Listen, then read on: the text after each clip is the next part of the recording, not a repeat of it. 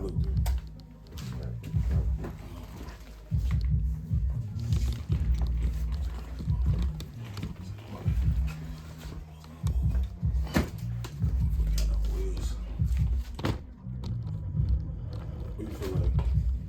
Chair in the middle. Hmm? I feel like I sit on.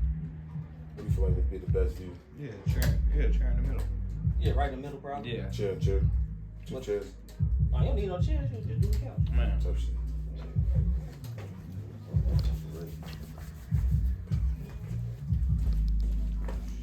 What you been up to, man? You been still going to the gym and shit?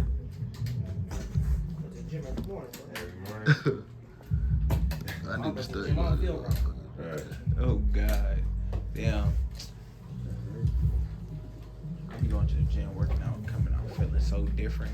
Like it just feel like I just did something. I accomplished something. That's why I start my day with it, bro. Man. Make you feel like you accomplished something already. Oh my God. And the nigga body just feel like clean. I don't know how to explain it. You feel like I feel God. good Yeah, as fuck at God. that workout. Yeah. Go start your day with something productive. I'd rather the gym. How your daughter? Getting big as hell, fast as hell, huh? Bad as fuck. It gets bad. It's Before I left the house, nigga had to get some damn beads out her nose. She like stuffing beads in her damn. nose. No. Break the fuck out, bro. Where she that dumb ass shit, bro. Stupid ass shit. Smoker shit.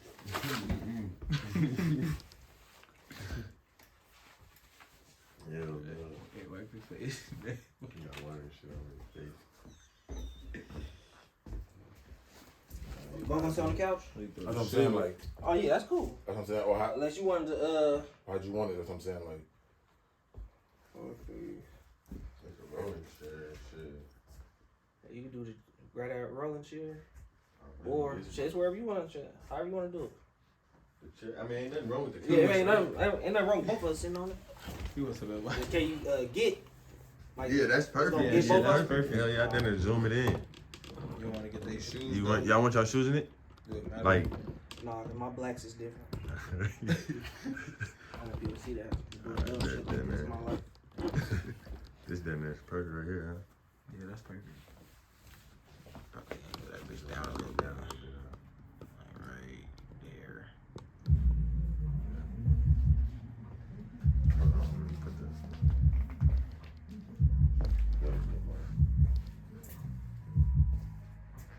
Yeah, I'm starting with this one, yeah. I'm Shit, that definitely bitch still already trying to started. put more shit together. Yeah, Put more money in it and shit like that. I ain't gonna lie. bro, I'm gonna be real with you. Figure out the right places For what? in terms of like the mics. Oh, all of that shit. Yeah. Mics, you know what I'm saying? I ain't gonna bullshit you, bro. That camera I got, that shit ain't cost number like $500, $600, bro. Get you one of those. Shit, even doing it like this, it's straight. Type shit. I definitely been overthinking it a little bit, trying to Don't do that. compare myself to Don't do that. man to everybody You else. gotta start somewhere. You feel me? No, you gotta low key. You gotta Shit, you don't start somewhere, you never get nowhere. You know what I'm saying? Yeah. I ain't gonna lie, shit. I'm not saying it like from a perspective that I just fully know you, but I ain't gonna lie, man. Your cousin, man, he talk about you a lot. Yeah. You know what I'm saying? I ain't gonna lie, like, one of the first things that I never forget. You know what I'm saying? Use it as a mic. Hold that mic. Use it as a mic. Yeah. One of the things that and then pass it. No. That's just always form type shit. You feel me? Type shit. You ain't gotta hold it like that. So the audio will be perfect. Type shit. But one of the things that I remember that he told me for real was like, shit, he was on crutches one time and shit, y'all had got into a little squabble one time. Shit, you got the best of him type shit. On crutches? I don't remember that. Shit, Yeah, I told you. that's I'm what I'm gonna saying. remember it, I nigga. don't remember that. Nah, I but don't even remember this nigga being on crutches. That's the crazy part. see, and that's Oh, God. and I told him, I said, you probably ain't gonna remember it because you probably didn't already put the foo-fops on him a couple more times. So That you nigga, bro, you ain't never really worried about The it. fucked up part is, we was just talking about it in the group chat. He know. We was talking about it in the group chat the other day. Man, this nigga was bad as fuck as a Bad kid, as a bro. mother. This nigga used to just do stupid shit for no reason. Man. Bad as fuck. I remember, bro, this is how bad this nigga was. One summer, I'll never forget this. Every day, this nigga came home from, every day he was at the house with us. His pops came home and whooped this nigga every day that summer. Bro, that's crazy. Every day. That's no exaggeration. That ain't me overdoing it. Every single day of the summer. If it's 90 days of that summer break, that nigga got 90 whoopings, bro. No bullshit. So if his pops doing that, imagine what we got to deal with when a nigga, at home with us by himself. Like, bro was a fucked up kid. Man. Nigga ain't told y'all a story when he stuffed grass in the nigga nose, huh? He ain't tell you none of that. This is a badass nigga, bro. Not my nose, but this nigga stuffed grass in the nigga nose while they was fighting. This is a wild nigga, bro. Man. This is a burnt out kid. Man. Bad as fuck. Shit. Y'all, this is my name is Dwayne Lacey, and the name of my podcast is called Stay in Your Lane, where I bring y'all creative and unique conversations. The person I got in front of you right now, shit, I ain't gonna lie, man, an upcoming artist, a consistent artist, dedicated artist, somebody that's been putting the work in, somebody that's been, like I said, working on this craft. And I ain't gonna lie, like I said, if you ever follow, cause I want y'all to very bad, that when y'all subscribe to his channel and realize that, like, man, he's somebody that should become y'all favorite artist. I ain't gonna lie, man. Reque, man, give it up for him, man. Appreciate you, bro. Appreciate you, bro. Appreciate you. Okay, man. Appreciate you, bro. Shit, so the name of the podcast, like I said, is called Stay in Your Lane, and the definition that I would use to best describe Stay in Your Lane is people authentically being themselves and thriving, and no matter who's around. And like I said, I just feel like that the things that you've been doing, especially from, your little cousin type shit, in terms of the things that he's told me and just the shit that I've been seeing, man, I ain't gonna lie, like, I feel like in my eyes that you one of the best descriptions of Stay in Your Lane. Appreciate you know what I'm saying? Because that shit, like I said, I don't want to tell them too much. I want you to be able to speak for yourself, but just like, you know what I'm saying, like your environment and everything that's going on around you and the shit that you've been through, you know what I'm saying, to actually stand on all 10 on what you're doing, you know what I'm saying, and not succumb to everything else, you know what I'm saying? Right. Shit, like I said, shit, I really been looking forward to this.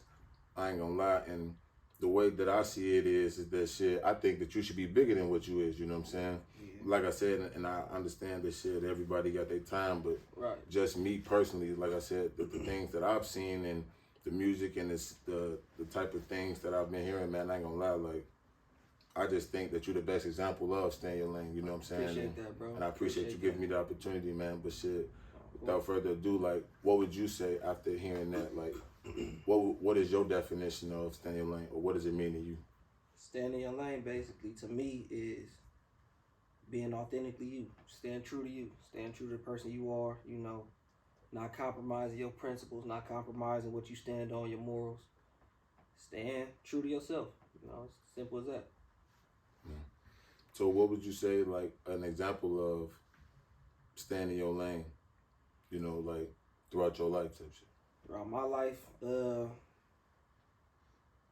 I say when, it came to, like, getting money and all that kind of stuff, you got different ways to get money out here. You go get your job.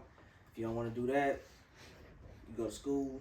If you don't want to do that, it's the street shit. You could pimp, you could sell drugs, you could rob people, it's so many different things. And I'll say one of my earliest lessons in staying in my lane was I knew I didn't feel right about, it was certain things that, people around me wanted to do, and it never felt right in me. It never felt right. Not say I did it, but when I was attempting to, or I had to put thought into it, I was like, nah, that ain't really me. I'd rather hustle. I'd rather sell something. I'd rather do that. The robbing wasn't me. The running people's houses wasn't me. Pimping and all that stuff. It just wasn't me. It never felt right. The thought of it didn't feel right. So that was kind of one of the earliest instances I got without even understanding, what staying in your lane was. And that was it, bro. By the grace of God, I made the right choices. And, I'm still here to talk about it. I ain't jump out of my lane and try to do something just because people was over there getting it faster, getting more. I wrote out, the ups and downs to my lane, and what I was doing without looking at people and saying, man, I wish I could have, I wish this over there. Nah, and I've seen people who did switch lanes, crash and burn, you know what I'm saying? Who went outside of what they supposed to or what they normal is. So, mixture of both of those is kind of my earliest lessons in staying in your lane. So tell us a little bit about where you from and like the environment of the shit that you grew up around. So I'm from Watts. I moved all around though, but Watts is home. You know, my grandma. That's the longest tenured house, you know, in my life. You know, grandma house. From Watts, bro. We moved all around SoCal though. We moved to Orange County. We moved to the Inland Empire. Back to, you know, Watts. It was, you know, the lessons I learned.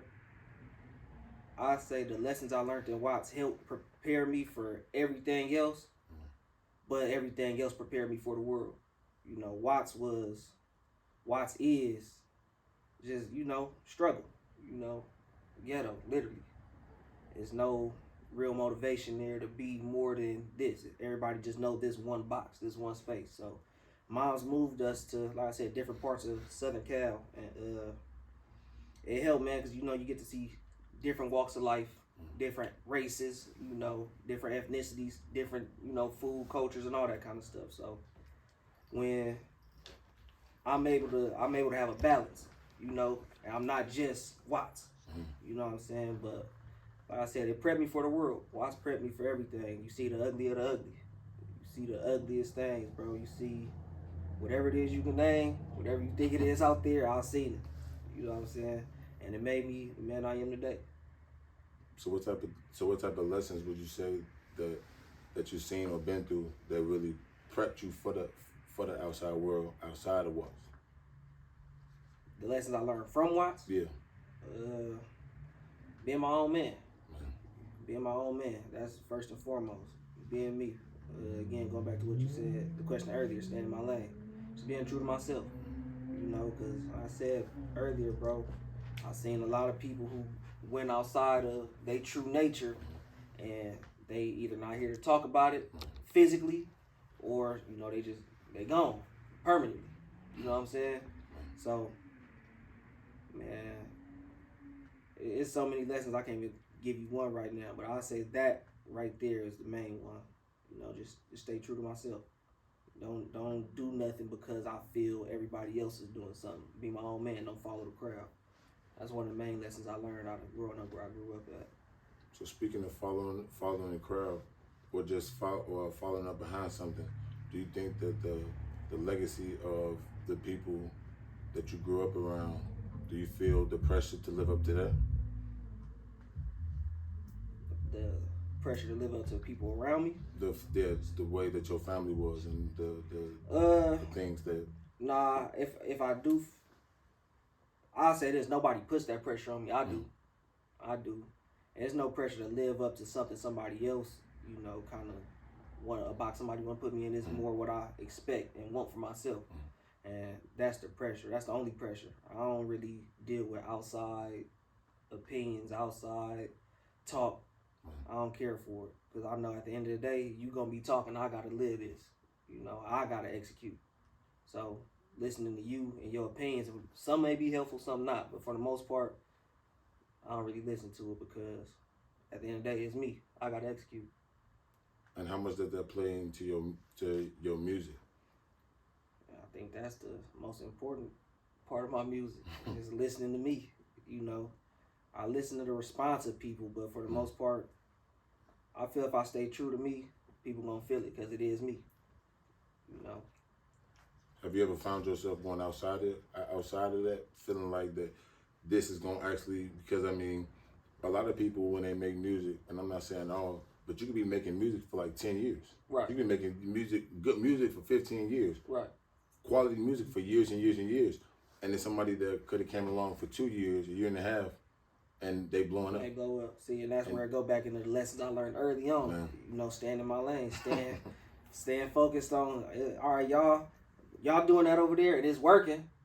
But then how many artists, just like I said, the dudes I seen go outside their lane and do stuff just for approval or do stuff because it was faster over there, crash and burn. How many artists we see come in, one hit wonder, quote unquote, and then you don't hear from them again. You know, that microwave music is cool. It's cool to dance to. It's cool to listen to, you know, but guess what? It's something else they're going to pop in the microwave tomorrow. Something else they're going to pop in the microwave 6 months from now, a year from now. can you sustain being microwave? You know, can you sustain just heating up for one moment and being gone tomorrow? Or heating up for one moment and making a run. We don't see too many people that's here today, that's going tomorrow, stay tomorrow, you know. So do you find yourself kind of losing motivation, or like do you ever doubt yourself or feel like that you want to stop for a second because you feel like that this may be all for nothing, or do you feel like that it's gonna work? Nah, you feel every emotion. You feel every emotion, every single emotion. You feel like quitting. You feel like, man, this shit ain't worth it. It drive you crazy, but that's where consistency come in. That's where your dedication come in. That's where that come in. That's how bad do you want this? It's cool to feel those emotions. When you feel them, put it into the music, because it's, like I said, it's real. It's authentic. It's genuine. Yeah, every day I probably feel like, man, fuck this shit. I want to quit. I hate this. Like you said, I may see somebody, man, that nigga blowing up. I know I'm better than him. Man. But you gotta erase that thought and say, you know what? My purpose and my calling is gonna happen in due time. You know what I'm saying? So, I feel every emotion. I'm human. You gonna feel every emotion. You gonna feel like you better than people. You gonna feel like, man, I've been working this hard. Why isn't? You gonna feel that, but I guarantee, at the end of it, we'll see who the last man standing is. Speaking of the last man standing, do you feel like with the things, because I mean, you is true, and I ain't gonna lie, like I said, I listen to your music in depth, you know what I'm saying? The beats first, and we're gonna get to that, but like how true you are in your music about what you're going through. Do you ever feel like that you're being too vulnerable, or do you feel like that you're not vulnerable enough? If anything, I feel I ain't vulnerable enough. Damn. Cause Damn. Your music tell a good story though, but type shit though. It's a lot more I could tell, brother. It's a lot more that I tell. It's a lot more I could, but I feel like right now, I don't want to give too much because, like you done stated, I'm not known, quote unquote, just yet. I don't have the exposure or whatever just this yet. So once I get to a point where now I'm putting out albums, then I start being more vulnerable, telling more of the truth, more stories, because it's a whole lot. You know, I'm pushing 30 now, 27 years old, so that's a whole lot of time to, you know, it's a lot of time to put into a project or put into music. I got a lot of stories that I ain't told yet. So, I feel I'm not vulnerable enough, but it'll come. It'll come.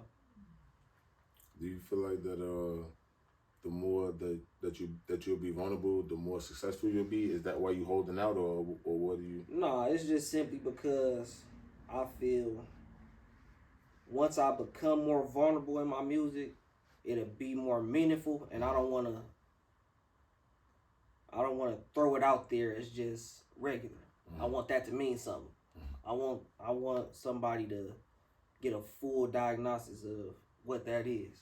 You know, I want to present it the right way. I want to package it the right way. Make sure you receive the backstory, the message, and you know, it touch your soul. You feel it, you understand it. I don't want to just put it out there and, all right, here another project, when it's not just another project, you know. So how do you like bounce off your feedback? Like, is it more of like, do you like kind of hear the negative, or do you put more attention on the negative of the feedback that you get from your music, or are you more so focused on the positives, or do you take the good with the bad, or like how do you take the feedback of your music? I mean, or do you allow the opinions to get to you? You appreciate, me personally, I appreciate the good. I ignore the bad because you don't matter. You know what I'm saying? I say criticism is one thing, constructive criticism is one thing, and hate is another. You know, dislike is another. And some people have opinions, but it's no real, it really don't hold no value. You know, those opinions don't hold no value because it's not nothing conducive. It's just an opinion. So, in knowing that some people just got some weird motives or just want to have a conversation and stir up the pot, I don't really hear it. Now, if you got some constructive criticism, I'm going to listen to you, especially if I feel, again, it's conducive, it's beneficial. But if not, again, I hear and I appreciate the good, the bad. Hey, man, it is what it is. Have your opinion. You know, everybody got to have one. but it's up to me to decide if I'm gonna sit there, soak in it, you know, hear it out and let it consume me. I'm not gonna do that.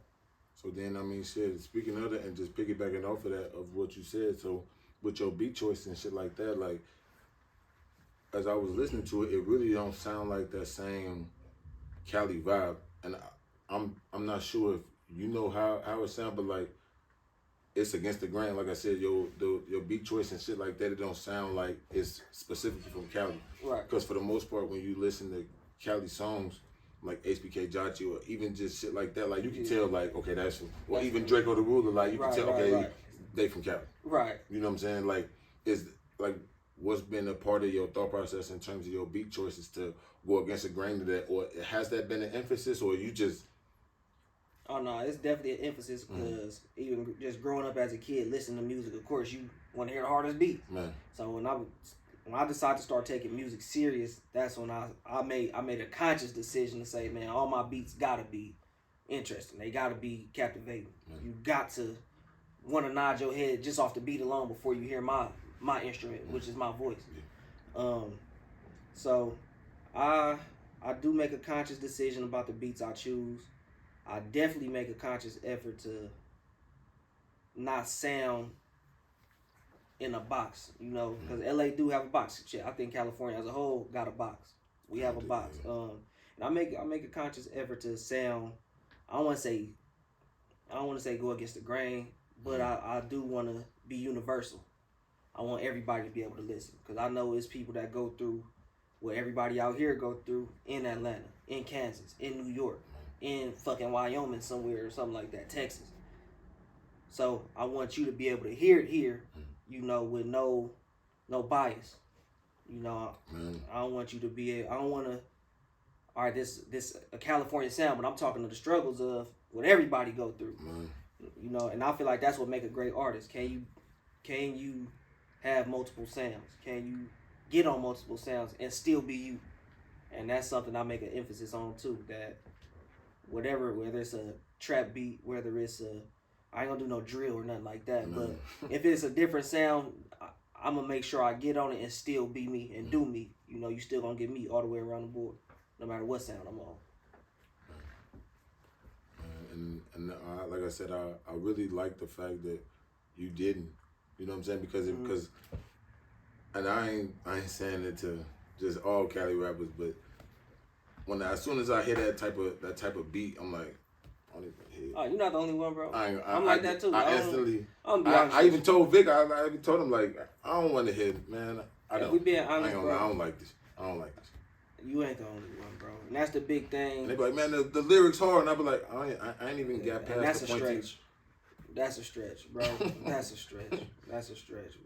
As a whole LA artist, I ain't really gonna push it to Cali, so to speak. For one, I don't listen to a lot of up north rappers, except the Larry Jones, the Mozzies. I like Lil Russell, and that's probably it that I listen to on the regular. But as far as LA rappers, I don't listen to none, honestly. Outside of, I'll say Gf Reque and Big Sad. Outside of them, I don't really listen to none because it all sound the same. And that's kind of the running argument that we got right now. And coming out of LA, do we all sound the same? Why we not hitting in other regions? It's because shit, we do sound the same. I just had I had this specific conversation this morning. It's hard for everybody else to come and see what you talking about as far as LA. It's hard for them to come see what we talking about when everybody sounds exactly the same. The cadence is the same. The beat's the same. The flow is the same. The lyrics the same. Shit, damn near all of us dressed the same. You know what I'm saying? It's hard. Who gonna stand out? Who gonna stick out? None of us is doing that right now. There's no standouts. There's nobody that you see that's like appealing or different from the norm. You know, there's no anomalies. So you ain't the only one. Nobody. You trust me, bro. It's people in LA that feel that way. When you go to, I'm not a clubber like that, but when you do go to clubs and house parties and all that, you don't hear too much of LA music no more. Especially clubs. I ain't gonna say house parties, but clubs, you hear a lot of Drake. You hear a damn sure a lot of Future. You hear a lot of those dudes, you know, coming from down. You hear Young Thugs, you hear all these people, but you don't hear too many West Coast artists, specifically LA artists. You don't hear none because the sound just not there. It's not. So what do you feel like, in your opinion, separates you from everybody else then? I say my understanding and my work ethic. That's it. I'm not better than you, but I'm going to work harder than you. I'm going to work harder than you. You're not going to beat me. You're not going to outwork me. Even if you do more hours in the studio than me, you still not going to outwork me. If you do 8 hours and I do 3, your 8 won't be equivalent to my 3.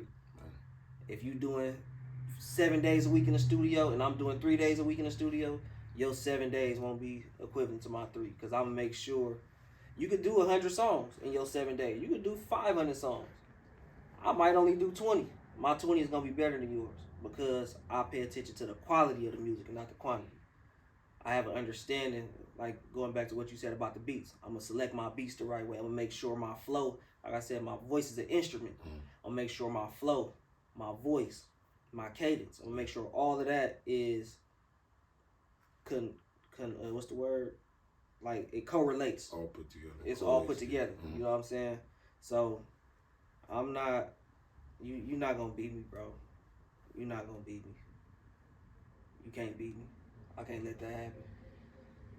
It's that simple. So would you say you working hard to get signed, or what is the end goal of all the work and stuff like that you putting in? I wouldn't do sign. I'll partner with a label. The goal is to go into the situation with leverage so we can partner rather than going to it with our hands out. You know what I'm saying? It's different when you go into a situation needing something and wanting something. You know, I want to go into a situation wanting to do a deal, not needing to do a deal out of desperation. You know, and honestly, I feel over the past few years I've learned everything that a label does in all my research. You know, I learned how to operate as a label, as my own artist. You know, I've learned how to operate as a label, how to run a label. I've learned how to release music, distribute music. I've learned how to make networks and connections and relationships with bloggers, you know, different outlets and things like that. Is basically the difference is the amount of money that a label can spend versus me out of my pocket. And that's really the only difference, because the internet grants us a luxury of performing. The internet grants us the luxury to perform like the same kind of work, just on our level. You know what I'm saying? So a label might have $1 million to throw around at this place. You might only have 500 to throw at 2 different places. Yeah. It's still the same thing. It can still work on your level, but you know, you got to make it work for you. You know what I'm saying? You got to be effective spending that $500, $1,000, $10,000. You got to make sure you progressively growing. You know what I'm saying? And meet more people. So to answer your question, your original question, no, I don't want to necessarily sign to a label as an employee or as somebody, you know, just needing a deal. I want to go into it as a partner, you know.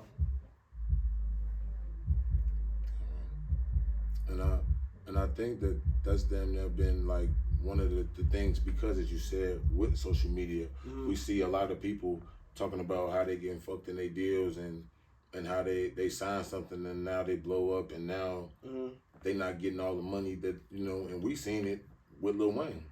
And we thought like Birdman was doing good business. I say, I don't know that, you know, the man's business personally, but I'll say the one thing that kind of told me everything I need to know is when I heard Lil Wayne say something like, I think he said something like, I just want to be the artist. And that's where all artists kind of get lost at. They don't understand that this is called the music business. You can't just be an artist. You got to know your business. And if you are going to be just an artist, then don't complain about, excuse my language, don't complain about getting fucked. If you just going to be the artist and that's all you're going to focus on, This shit is 90% business, 10% music. It might even be 95% business and 5% music. So at what point in time did you realize that was actually the thing? That was the That it was 95%. dynamic? Yeah, that it was 95% business and Shit 5% immediately. everything. When I put my first song on, the motherfucker didn't blow. That's where you learn right there. Oh shit! It's not just you put a song out and 1 million people see it, or 2 million, or 10 million people see it. Not even 10 people see it. Man. Why do Bounty put commercials on your screen 20 times a day? Why do Apple put commercials on your screen 20 times a day? Why do Jordan, Nike put commercials on your screen 20 times a day? Every hour. They billion-dollar companies. Man. Trillion-dollar companies, some of them.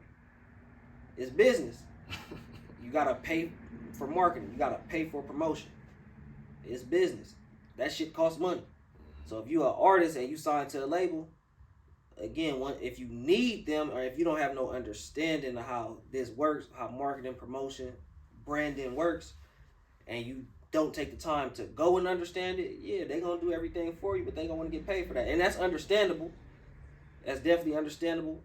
I don't think it's right to, milk that cow dry out of an artist forever, in perpetuity, how they put in these contracts and all that. But it's definitely understandable, on the ground level, that if we paying for something, yeah, you got to pay us back. That's definitely understandable. Yeah.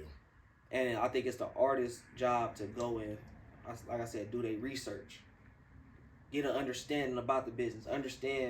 Know why or how many times your music is getting promoted, marketed, and this, and that.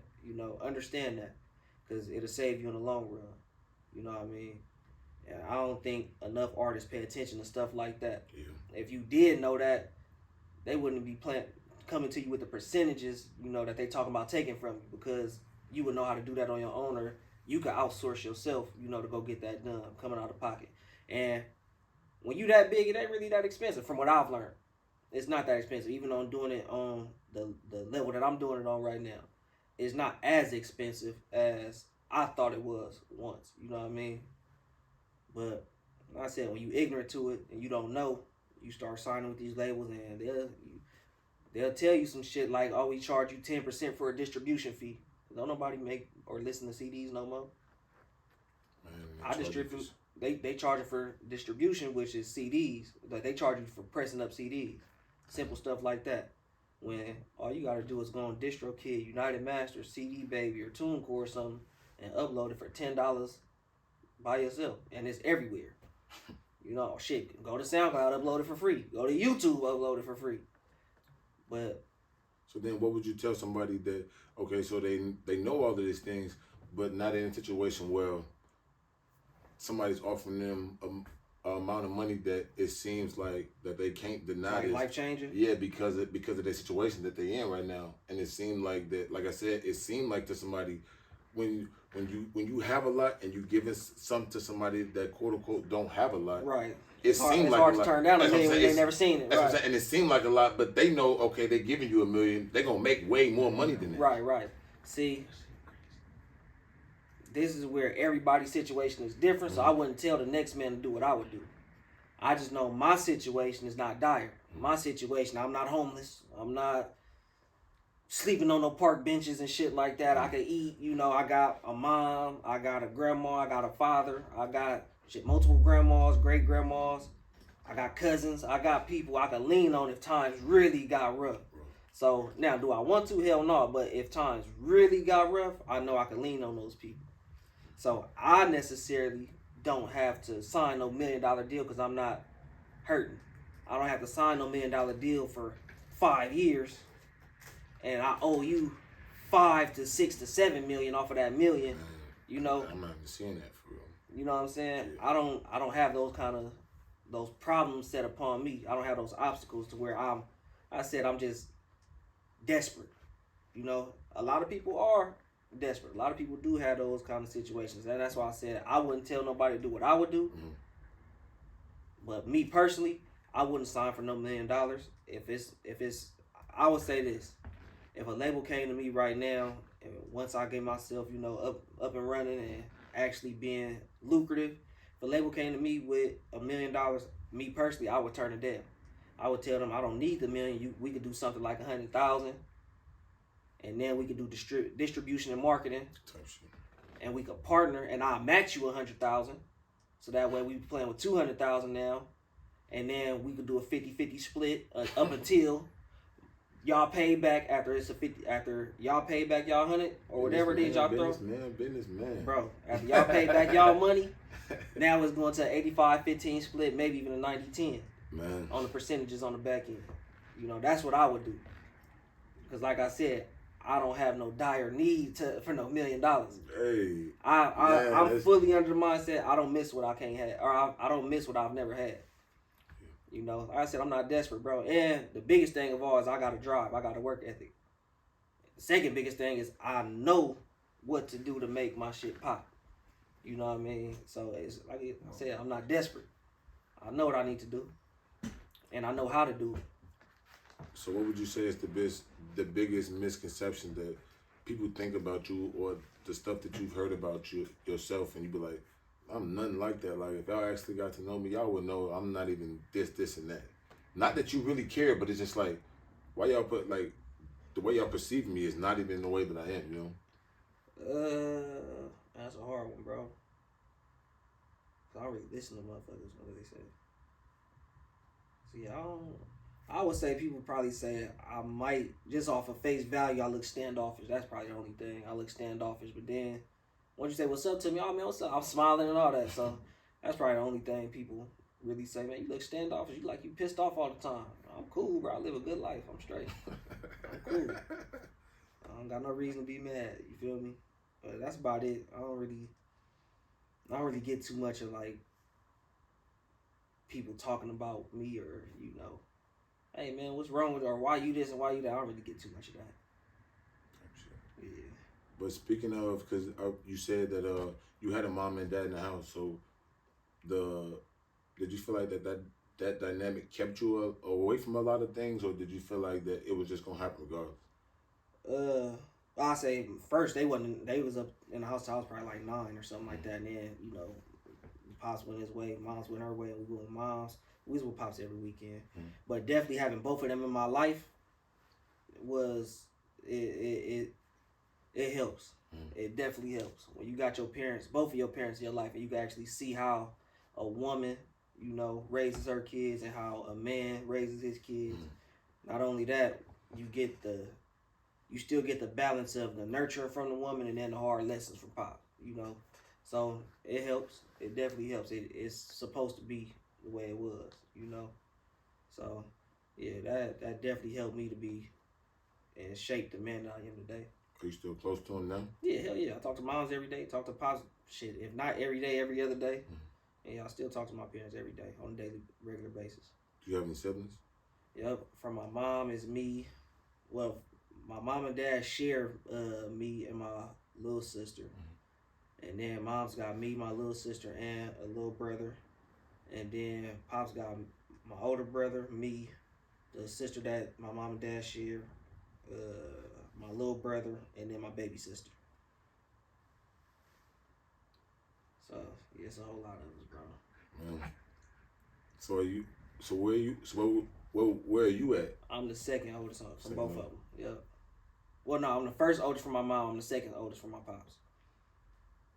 So being like the role model for the house, and like being somebody that they always looked up to, did you feel like when you made mistakes or did things in life that you was letting them down, or did you feel like they not really looking at me because who am I? I had that mindset at first. I didn't know that they was looking up until I got into some trouble when I was about 18, 19. And when I came home, you know when you grow up with your little sister, y'all kind of always at odds. You know, y'all always fighting and shit like that.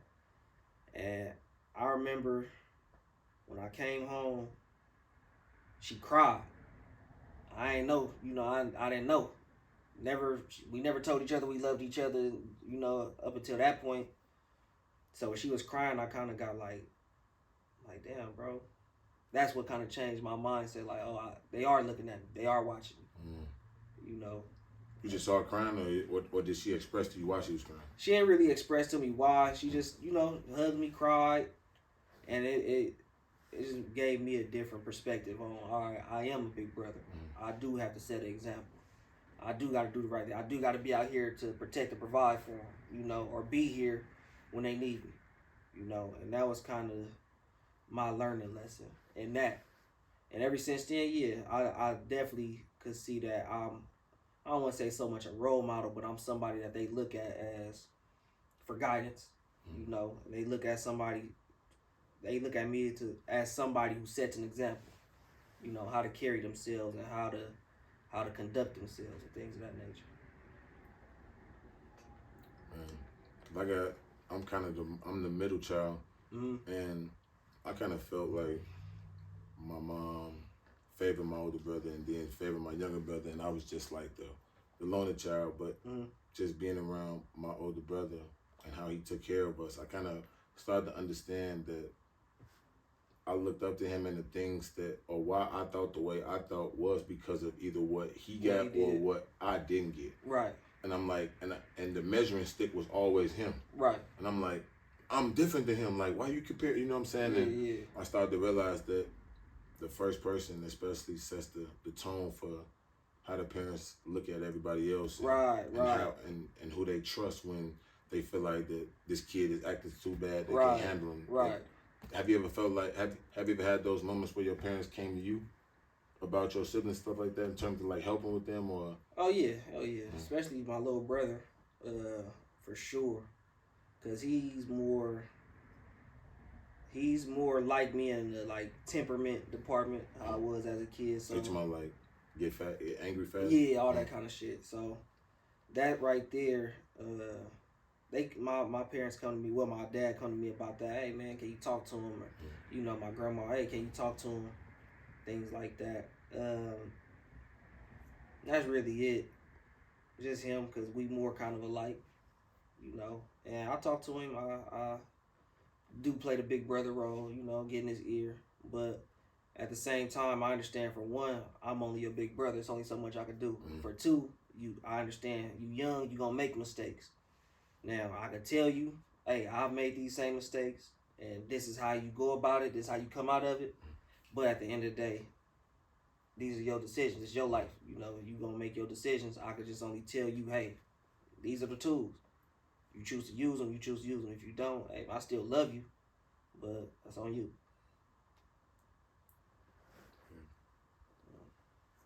So what would you say is one of your defining moments that you had in your life that really like changed the direction that made you who you are now? I'd definitely say when I went to jail. That's what changed my whole thought process. You know, people like to say jail don't make a man. I'd say it do if you accept the lesson.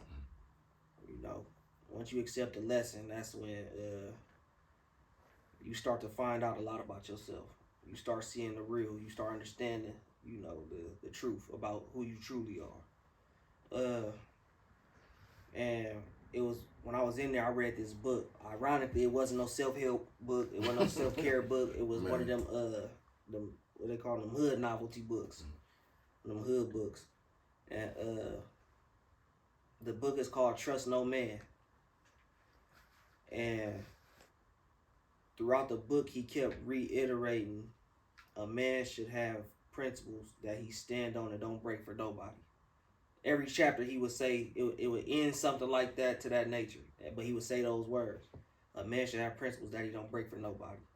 So in that, he read off whatever the principles was, and I understood, all right, a man should have principles. A man should have principles. So I ended up writing out on my bunk down, what are my principles? And I wrote them down, and I live by them till this day. And that's right there was my defining moment. The moment I wrote those principles down, and I said, hey, I'm not breaking these for nobody. I'm not going to break these for myself. I'm not compromising these for nobody. This is what it is. And I'm going to stick to these. And once I made that decision, once I wrote that down, made that decision, in my heart, my mind, my soul, that's when my life changed. You know, that was my defining moment. And a lot of people say that when they go to, so do you feel like that for people to change that it needs to be to that extreme, or do you feel like that? No, hell no. No. It don't need to be that extreme. Life gonna sit your ass down one way or another though. It might not be jail. You might crash your car, and you know, God forbid that happen to anybody. You might crash your car though. And you gotta sit down without no car, and you don't feel like walking everywhere. Man. You know, something like that. You might twist your ankle, end up on crutches, whatever the case is. It's anything. Life is gonna sit you down when you need to learn. Now the question is, are you gonna sit there and be receiving to the lesson? Are you gonna sit there and actually learn why it is you sitting down, what it is you need to know, and come up out of that better? I've seen plenty of people get sat down and don't learn the fucking lesson. Because, trust me, bro, it's people that go to jail that don't learn the lesson. I said you got to be receiving to the lesson. So it don't need to be that extreme. It don't. That was just what happened for me. Somebody else might, who knows? I said get in a car accident, or maybe lose something, lose some money, whatever it is. Whatever it is it may be. Lose a item or some materialistic thing. Go broke, whatever it is. It's different things that sit people down for them to learn. That was just my learning lesson. That's what I needed to go through. I don't know what else somebody else may, go through, but life will sit your ass down, bro. Definitely. God will sit you down and talk to you. But if you're not receiving to it, that's where the problem is. You're going to keep going through this repeated cycle. But you got to sit down and, once you get sat down, you got to be receiving to the lesson. You got to. So what would you say is the most important thing to remember when you are facing a setback or facing something that's really traumatic in your life? Like, what's the most important thing in your eyes that you need to remember? The most important thing when you're facing a setback, pain is temporary. It's temporary, bro. You got to keep going. Yeah. You got to keep going. If you want something out of life, you got to keep going. You have to. It's mandatory. It's inevitable. You have to keep going. I mean, I said inevitable. It's imperative. It's imperative that you keep going. You can't let whatever it is, whatever struggle, whatever obstacle it may be, you can't let that sit you down. You can't let that, all right, man, I'm going to just regroup. Nah, you're not going to regroup. We're about to keep going. We're about to keep trooping. We're about to get through this. It's temporary, bro. Shit is temporary. It don't last forever. Think about every time you done went through something. I don't know how old y'all are, but let's say y'all 22, 23. 23 years. You still here. You done went through it. Whatever it is you done went through in your life, you still here to talk about it. You still here to go through it. And whatever that was that you went through, shit don't even matter today. Man. At all. It don't matter today. At all. So pain is temporary, bro. Whatever it is, you gotta, if you chasing something in life, keep going. No matter what obstacle may appear, no matter what barrier may appear, keep going. It's temporary. But the regret would be forever if you stop. Is that one of the things that you reminded yourself when you said that you made your first song and it didn't blow up? Keep going. I made it in my mind. I broke it down like this. Sports was my thing as a kid. Mm-hmm. Once I realized I wasn't finna be 6'3", I wasn't going to the NBA, it was over with. Once I realized I wasn't going to be 250, NFL, it's over with. So I said, man, the last talent I got is music. Is my writing ability. Mm-hmm. So once I said, whatever it is, this is it. This got to work. This has to work. Something got to work. This is going to be it. First two failed. Third time's a charm. Man. So that's where it made it in my mind, bro. I got to keep going. I can't stop this. Got to keep going. I got to keep going. And that was when my first song didn't blow up, it wasn't even no letdown. Mm. It was actually more of a push to keep going. I wasn't expecting the first song. I wasn't expecting my first song to go up, but I didn't expect it to do nothing. I'll say that. Mm. I'm like, damn, bro, 10 plays in a day? That's it? Mm. I'm thinking this shit, how niggas was making it seem, man. They make it seem easy. Mm. They making it seem like a nigga blow up overnight as soon as you put a song up. Man, that shit is lie. So that's where I went back into my competitive nature. All right, I'm gonna show these motherfuckers. I'm about to make something happen. Y'all gonna see me. Y'all gonna hear me. And 7 years later, here we are, still going, still trooping. Like I said, bro, this is my calling. I know it is, and it's all I have, to stand on. This is what I love to do. This is me. In every part of my body, this is me. So I know it's gonna work. And, whether a song blow up or not, I know this is going to work. Damn right. I feel like everybody gotta really have that belief in anything that they're doing. You got to, bro. Man. If you don't, fuck you doing it for? You gotta believe in yourself, man. That's where, going back to the question that you asked me earlier about just about thinking about what people say and all that. As long as I believe in myself, I don't give a fuck about what you say. I don't care what you got going on over there. I don't care about what it is you got to say. I don't care what you think. I know where I'm going. I done planned. I done went through trial and error. I went through the ringer for this. What I got in my mind is what I have set for me. What you got in your mind set for me, that don't got shit to do with me. Got shit to do with me. If you got that much power or you got that, why you don't do the shit for yourself? If you know all of that. It's never that easy. Man, come on, man. You telling me do this, do this, do that. Nigga, do it for yourself. If it's that simple. Oh, it's not that simple. All right, shut the fuck up and watch me do me. It's that simple, bro. Yeah. So since you've been doing it for 7 years, like, do you ever feel like that you run out of things to talk about, or do you ever like? Nah, life keep lifing. Man. Life keep going. Life keep going. Shit. 2 years ago, I didn't have a daughter. My daughter about to be 2 now. Man. That give me something new to talk about, And I heard Gucci Mane say this once when he got out of, I think, his last bid. He said something like he don't force songs. When he not feeling like going to the studio, he just don't go. If he in the studio and he feel like he like hit a wall in the writing process, he'll just stop and go on with life and session over. And I kind of adopted that too. That same, mentality. I don't force it. If I'll go like 2-3 weeks, even a month without writing, just to get the, life experiences and then get back to it. I don't force no recording. I don't force writing. I don't force nothing. If I'm not feeling it, I'm just not feeling it. Because one thing I know for sure, life, by grace of God, life is going to keep going. And as long as I'm living, I'll have something to talk about. I might experience something tomorrow. We can talk about that. Might experience something next week. We can talk about that. You know what I'm saying? So, yeah, life keep going, bro. And as long as life keep going, as long as I keep living, I have something to talk about. And as long as people is on this earth, I have somebody to relate to me. Man. That's good. And cause like I said, because sometimes I feel like, and I freestyle, I just play around sometimes with words and shit like that, and songs and shit. And I be always thinking like, how does people, if they've been making music for like 7 years, like, do you ever feel like that you'll run out of things? But I mean, as you say, and it's because sometimes people, like I said, they get so influenced by everybody else, and they feel like, well, if you don't see me in the studio, then you're not gonna believe in me, so you're not gonna support me. So then it's like, then what is the goal at the end of the day if I ain't got nobody supporting me? You know what I'm saying? So not everybody feel like it's just stay in the studio regardless. Right. Like, just stay in the studio just to be in the studio. But as you said, like, shit, your 3 hours of work will be more efficient than somebody 8. So, because let's say, going back to that point, right?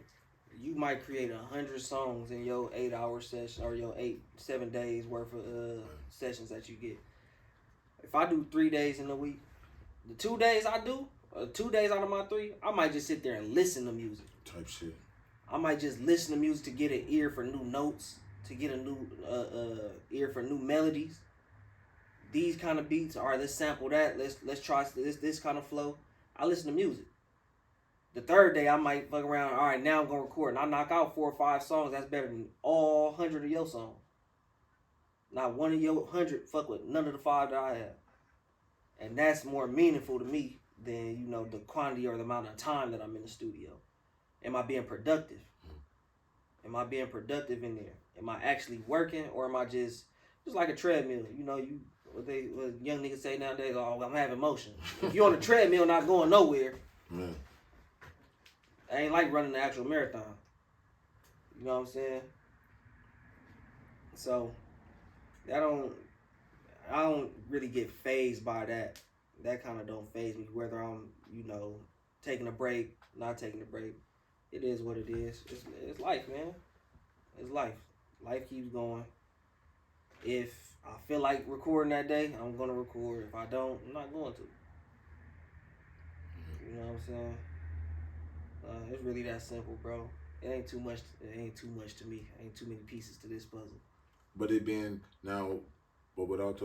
that being said, so it being oversaturated now, where everybody down there just making music on their little apps, and everybody's just making music, and it seems like that everywhere you turn, it's a new artist.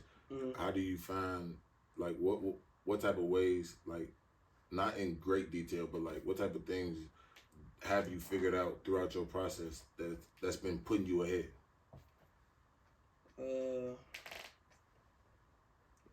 Just being true to me, bro. That's really what it is. I know the effort that I put into making my music is gonna pay off. I know that's gonna speak for itself. You're gonna hear it.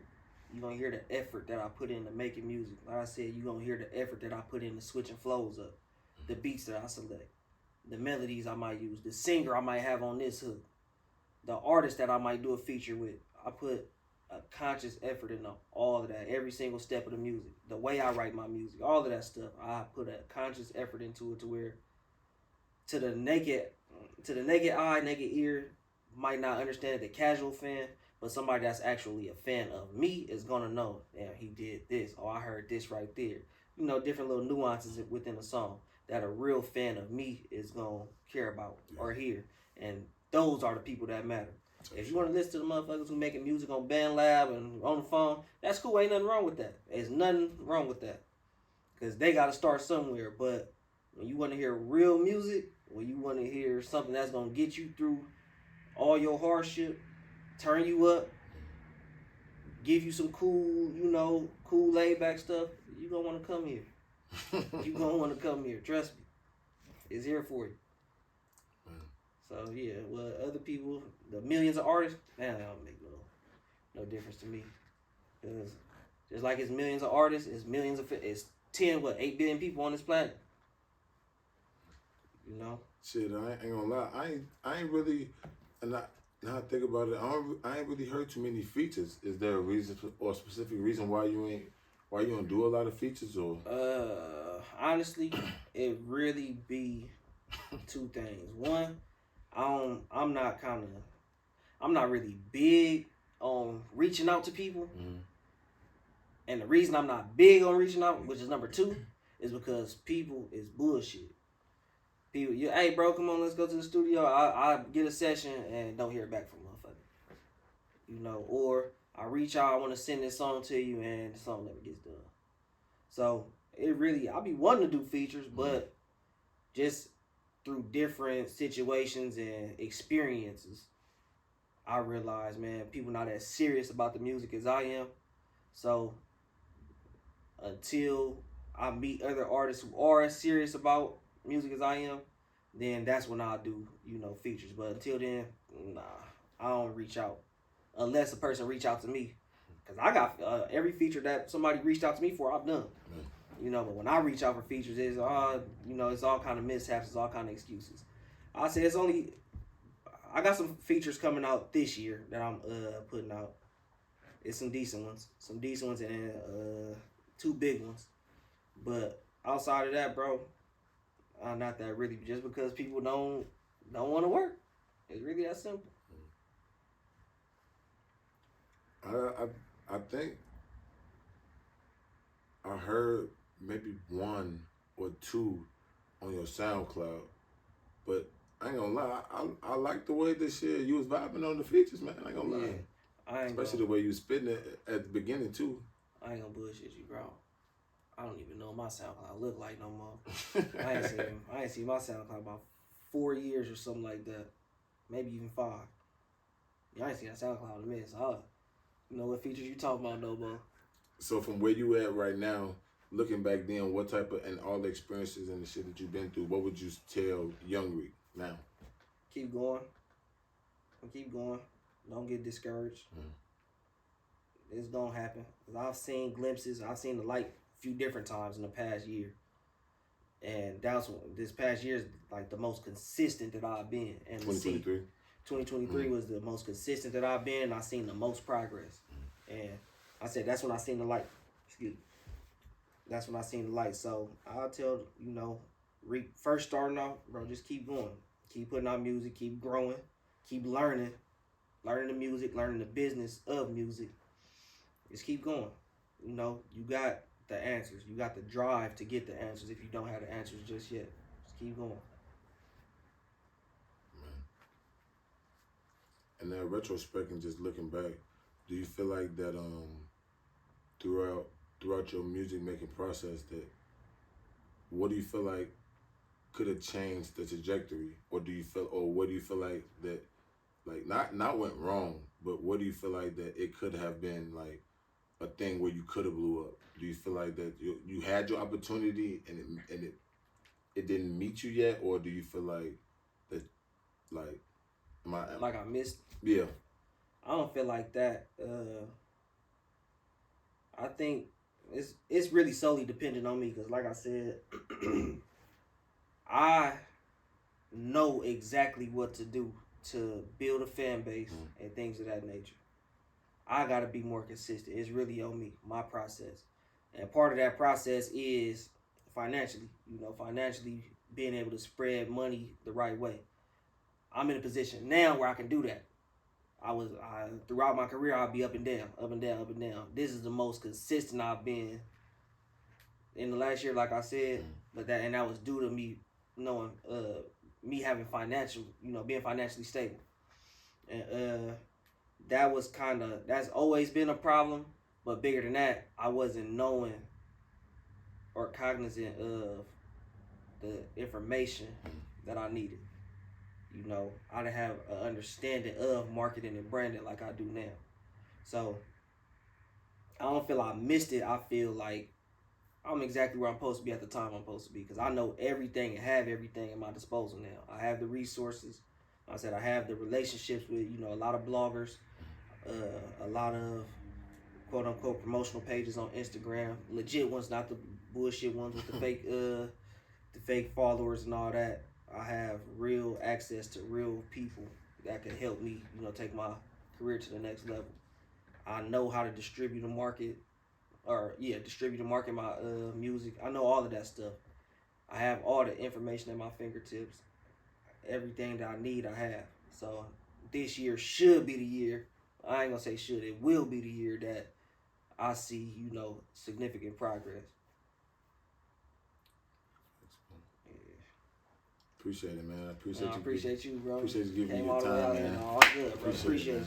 Appreciate you giving me your time, man. All good, bro. For real. Like I Appreciate said, I've been trying to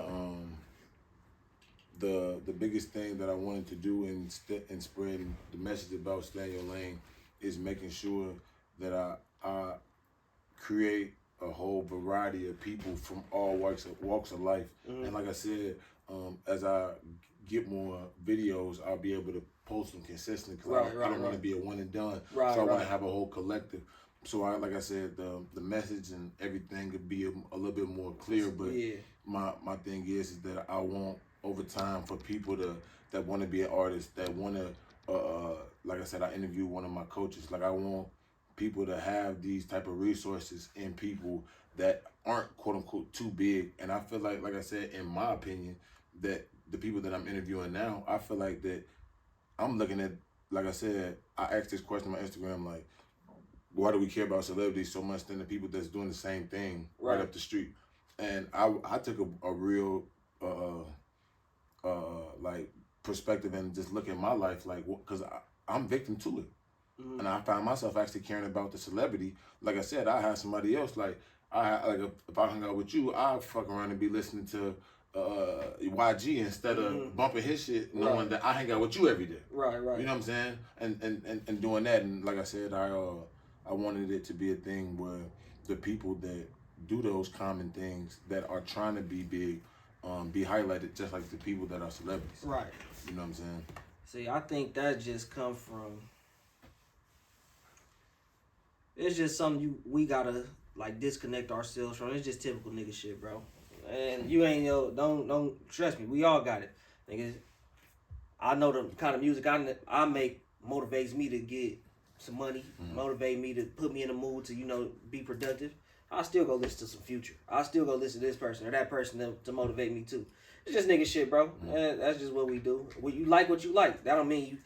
And that might be fitting for you to listen to or whatever right then and there. Now, the thing with the celebrity thing, I think people is kind of caught up on that. We in this just like monkey see, monkey do ass world, bro. That's really all it is. And it go back into what your podcast name, Stay in Your Lane. It's up to you being a person I don't want to say chasing something, but in pursuit of something to not get caught up in, man, them motherfuckers over there is paying attention to them, not paying attention to me. Them motherfuckers over there is paying attention to them. That shit don't matter, because guess what, bro? It might be 3 people paying attention to you. That 3 got 3 friends a piece. Man. They got friends. They gonna tell their friends, hey man, come check out so-and-so. Come check out the Stay in Your Lane podcast. Come check this out. So don't be focused on that, bro, because trust me, this world is so frugal. And right now, this world is so finicky that it don't even motherfuckers gonna fuck with you. Once you blow up, motherfuckers, like, not to say them, but let's say them, you been hanging with them every day. It's gonna be a motherfucker way from Utah somewhere that start fucking with you. And that's when they gonna come around and be like, man, that's my boy. Man, that's how this shit go. Motherfuckers see you.